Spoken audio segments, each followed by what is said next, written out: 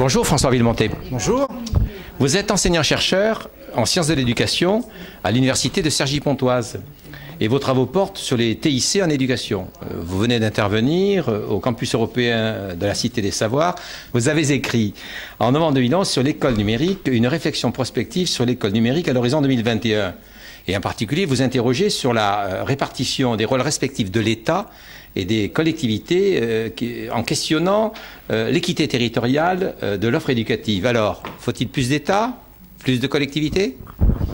Plus d'État et plus de collectivités, tout dépend des répartitions des moyens. Ce qu'on voit en revanche actuellement, c'est qu'il y a une propension vers la mobilisation finalement des collectivités sur ces questions, mais probablement de manière encore très inégale.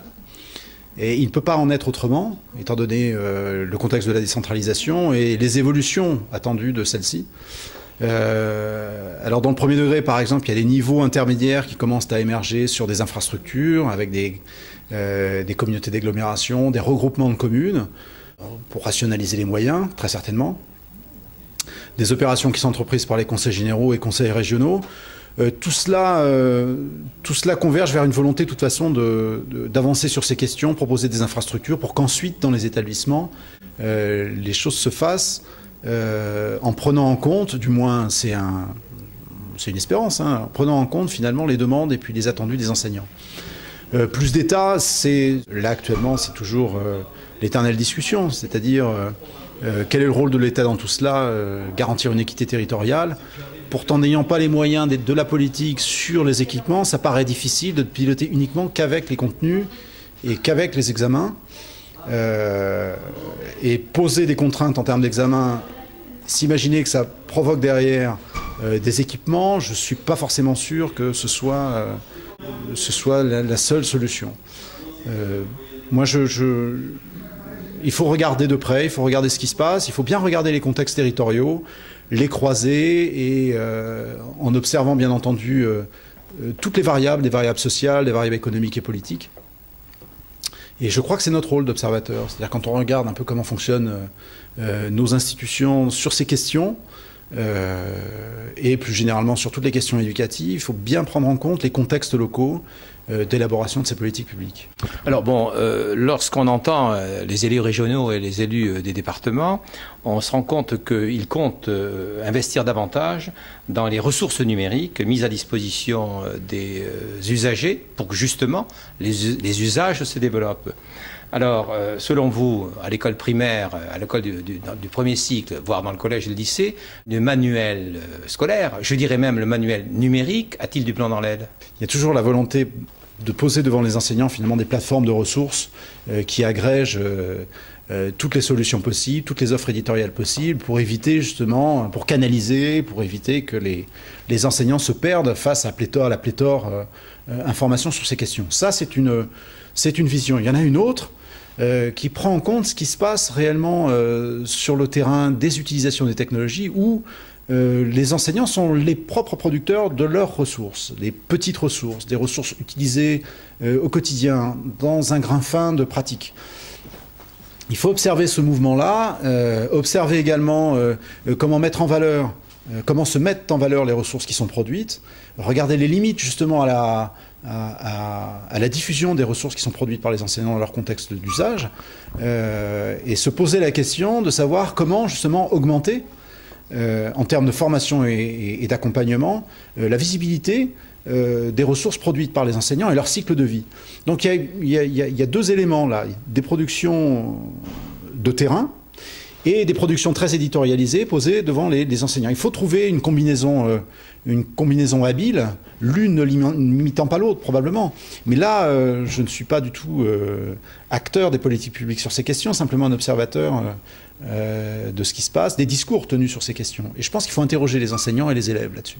Alors justement, vous êtes observateur et vous observez, vous en avez parlé aujourd'hui, que les communautés d'enseignants, certaines communautés d'enseignants, et je prendrai l'exemple de celles qui ont constitué Césamat, ont produit des ressources, deviennent même des éditeurs. Alors, question, est-ce que ces réseaux d'enseignants peuvent jouer, doivent jouer un rôle dans l'avenir, puisqu'on parle de l'école de 2021, dans la production, dans la valorisation, dans la mutualisation, même dans l'équité, l'expertise des ressources numériques?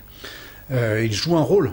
Il joue un rôle naturellement. Il joue un rôle puisque notre système est un système de contraintes, je ne dis pas ça au sens péjoratif du terme, mais on a des contraintes institutionnelles qui sont liées aux collectivités, à l'État, on a des contraintes de programme, on a des contraintes d'équité territoriale, on a d'équité de discours face à tous les élèves de France et de Navarre, mais il y a un terrain qui offre des espaces de jeu.